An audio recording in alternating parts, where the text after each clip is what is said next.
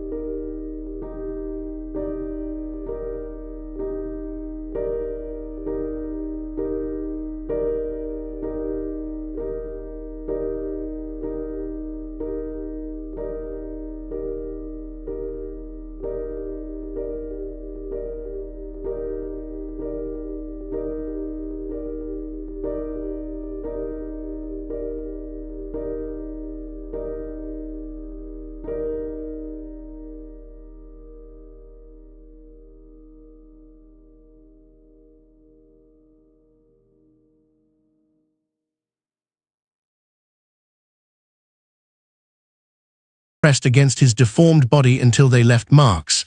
He believed that if he could just find the right ritual, the right prayer, the right relic, he could be cured. His paranoia reached extreme levels.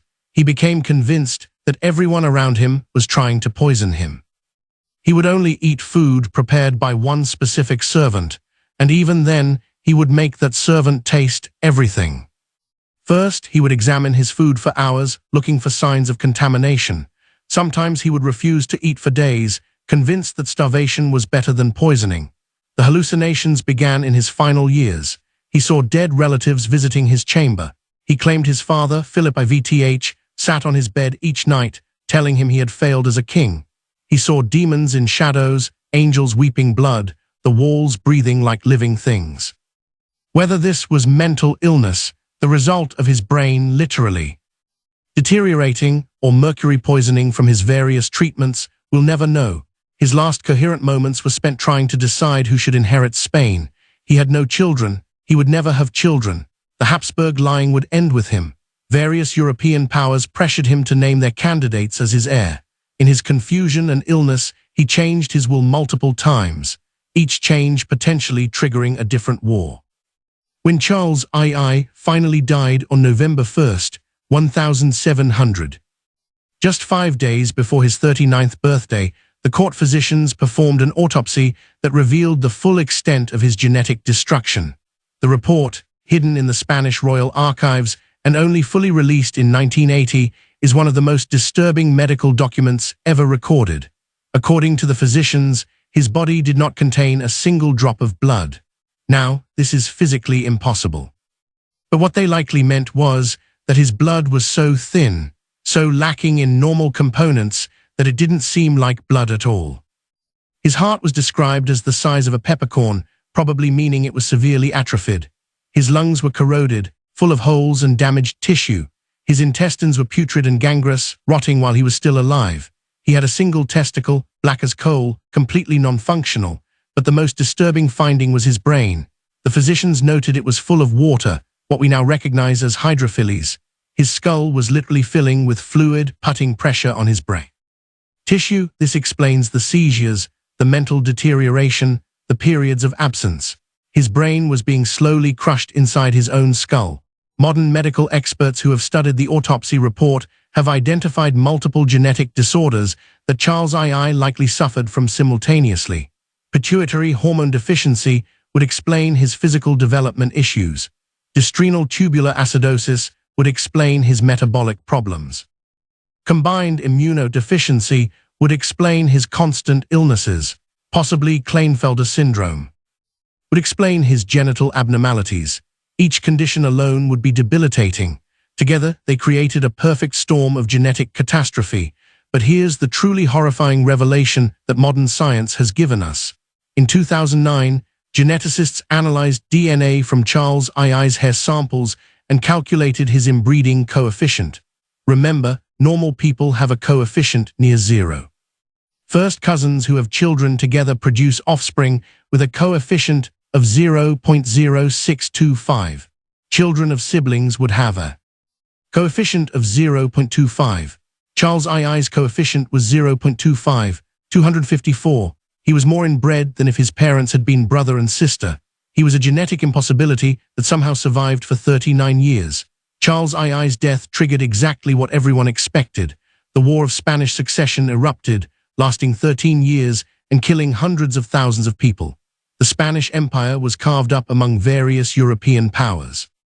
The genetic disaster of one family became a continental catastrophe that reshaped the map of Europe. But the real legacy of Charles II is the lesson about what happens when power becomes more important than humanity. The Habsburgs knew what they were doing. Each generation saw the mounting deformities, the increasing stillbirths, the declining mental capacity. They did it anyway. They chose dynasty over decency, bloodline purity over human health, political calculation over basic biology. The women forced into these marriages suffered their own hells. Mariana of Austria married to her uncle at 15, Marie-Louise of Orleans, dying at 26 after 10 years of marriage to a husband who was barely human. Maria Anna of Neuburg, enduring years of being blamed for not producing heirs with a man incapable of reproduction. These women were prisoners of dynasty, their bodies and lives sacrificed to the Habsburg obsession with genetic purity. Modern European royalty learned the lesson. They still occasionally marry distant cousins, but never the systematic multi-generational inbreeding that destroy the Habsburgs. The ghost of Charles II haunts every royal marriage negotiation. When genetic testing became available, royal families were among the first to use it, terrified of producing another Charles II. The Spanish people, meanwhile, had to live with the consequences of being ruled by a genetic disaster for 35 years. Their empire crumbled, their economy collapsed, their military became a joke, all because their ruling family prioritized bloodline purity over competent leadership. The golden age of Spain ended not with foreign conquest, but with genetic self-destruction. In the decades and centuries after Charles II's death, the Spanish monarchy and the Catholic Church worked hard to hide the true extent of the horror. Official histories describe Charles II as delicate or melancholic. The reality that Spain had been ruled by someone severely disabled both physically and mentally was considered too damaging to national pride.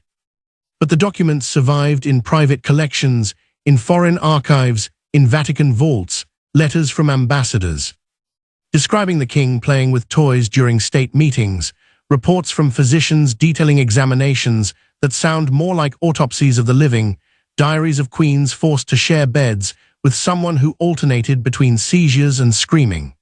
These documents, gradually discovered and released over the past century, paint a picture far worse than official histories ever admitted.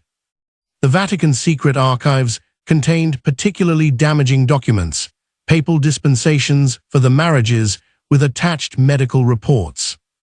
Warning about the dangers of such unions, the popes knew they gave dispensations anyway. Politics trumped genetics even when the results were monstrous. Letters from Spanish bishops begging Rome to intervene to stop the marriages that were producing these damaged children, all ignored in favor of maintaining political alliances. Even more disturbing are the records of the other Habsburg children who didn't survive. The stillbirths, so deformed they were immediately burned. The infants who lived days or weeks before succumbing to genetic disorders. The children hidden away in convents and monasteries because their disabilities were too severe for public view. Charles II was just the most visible victim of the Habsburg genetic experiment. He was surrounded by the ghosts of siblings and cousins who suffered similar fates. Modern genetic science has given us tools to understand exactly what happened to the Habsburgs, and the findings are even more terrifying than contemporary accounts suggest. The inbreeding didn't just concentrate harmful recessive genes, it actually damaged the DNA itself, creating new mutations that were then concentrated through further inbreeding. Scientists studying portraits of the Habsburgs can track the progression of genetic markers through the generations. The Habsburg jaw becomes more pronounced with mathematical predictability. The eyes become more prominent and misaligned. The facial asymmetry increases. It's like watching evolution in reverse. Seeing a bloodline devolve through deliberate human action. DNA analysis of various European royal families has found traces of the Habsburg genetic damage spread throughout noble bloodlines. Charles II had no children, but his relatives did, and they carried less concentrated versions of the same genetic problems. These harmful genes were dispersed through European nobility, contributing to the health problems that plagued royal families for generations. The psychological impact may have been inherited too.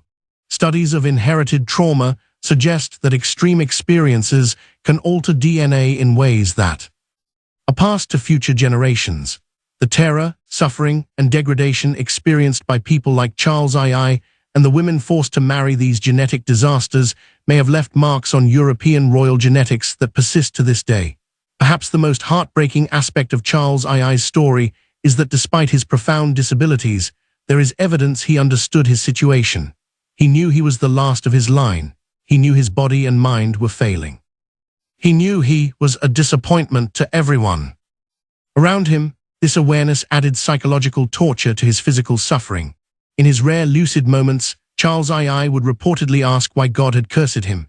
He would beg to know what sin he had committed to deserve such a fate. The answer, of course, was none. He was simply the inevitable result of his ancestors' choices, a living monument to the dangers of prioritizing bloodline purity over human health.